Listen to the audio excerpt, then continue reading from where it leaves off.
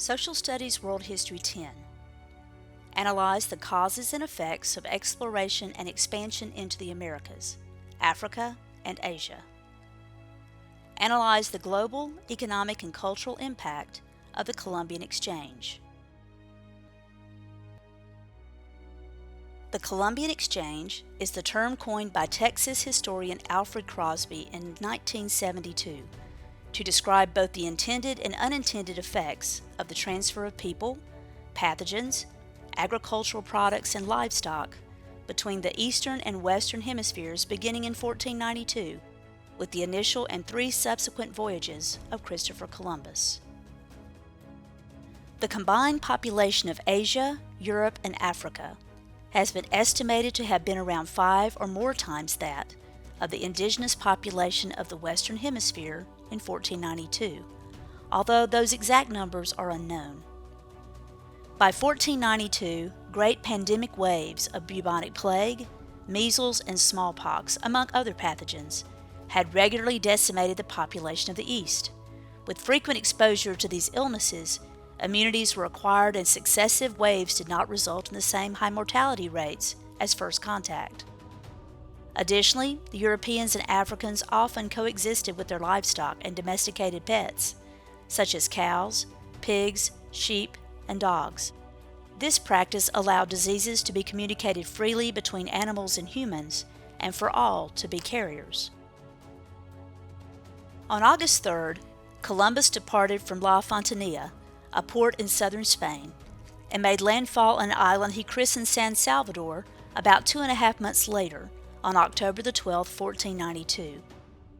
Based on Columbus's notes and rough maps, it is believed that this island was located in the Bahamas.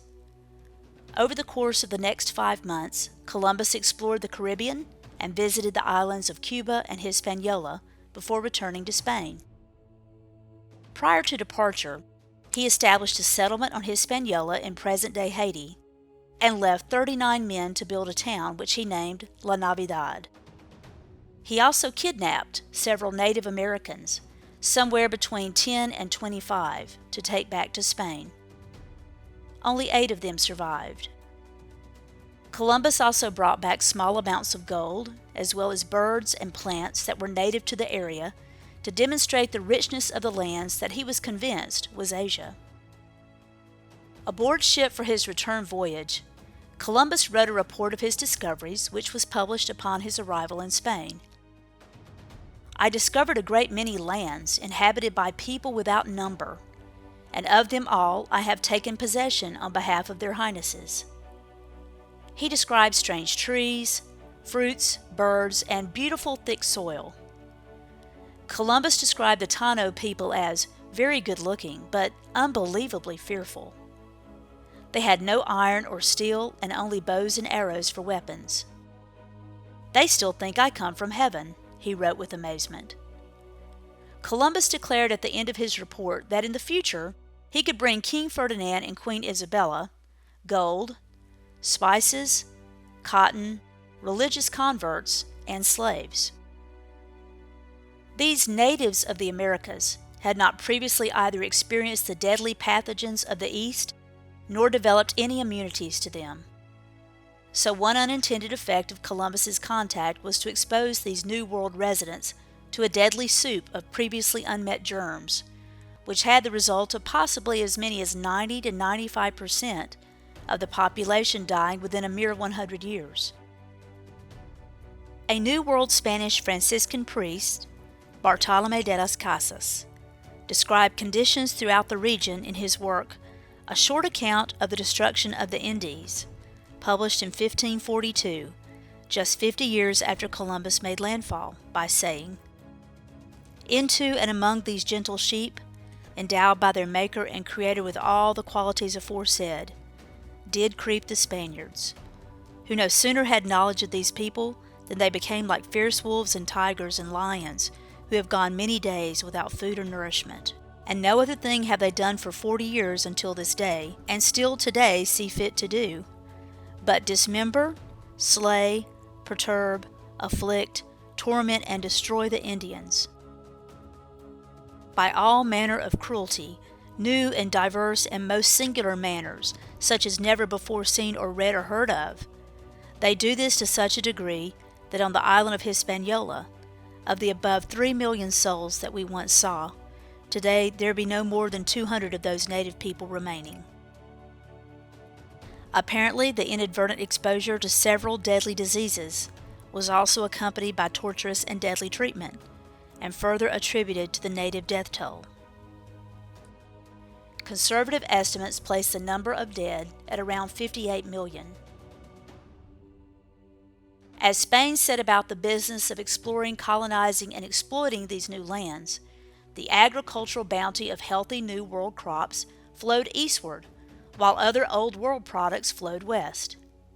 The lands in the Western Hemisphere that Columbus had actually stumbled upon were home to a wide variety of cultures that were based on agriculture, and they grew many nutrient-rich crops that had been previously unknown to the Eastern Hemisphere. Items brought to Europe from the New World included chili peppers, pineapples, potatoes, pumpkins, sweet potatoes, corn, tomatoes, manioc, which is most often called yucca, peanuts, beans, cacao, from which we derive chocolate, vanilla, rubber, tobacco, quinine, and turkey. One pathogen, syphilis, may also have traveled from New World to Old, as a major outbreak of this previously unknown sexually transmitted disease erupted in Europe around 1500. The common denominator of most of these New World foodstuffs is that they are relatively easy to transplant, and they also provide a calorically dense diet. This resulted in a population boom in Europe and Africa, and provided the foundation for a healthier and more numerous population. Other items flowed from Old World to New.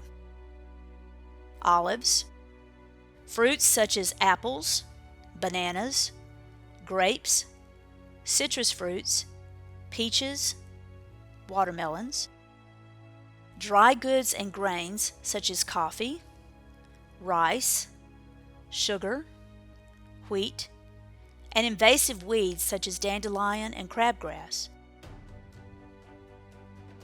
The introduction of labor-intensive cash crops would lead to an increased need for workers, which was initially provided by the enslaved native population. The first smallpox epidemic in the New World began in 1518 on Hispaniola among the Tano, and up to 50% of them, about 500,000 people, died within 2 years. Within 100 years, the Tano were extinct, mainly due to smallpox. These indigenous laborers would be replaced by enslaved Western Africans, who were more resilient due to their exposure to pathogens in the Old World, and their subsequently more highly developed immune systems. Approximately 12 million Africans were brought to the New World between the 16th and 19th centuries. However, not all arrived. Approximately 1.5 million died during the crossing. Around 10.5 million involuntarily entered the workforces of sugar, rice, and coffee plantations throughout the Americas.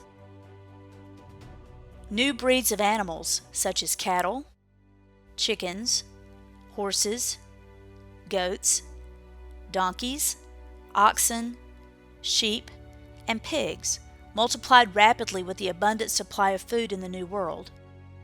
Pigs quickly became a nuisance and a threat due to their indiscriminate eating habits. They ate all vegetation, even the crops that they should not, which irreparably damaged the ecosystems of the areas where they were introduced. Pathogens such as bubonic plague, malaria, measles, smallpox, chickenpox, and influenza. And new technologies such as gunpowder, the wheel, the yoke, the plow, and steel. Many of the technologies introduced by the Europeans had negative ecological consequences. Steel plows pulled by horses, oxen, and mules, plus the overgrazing by herds of pigs, cattle, sheep, and goats, sped up the erosion of rich soil and led to rapid environmental degradation.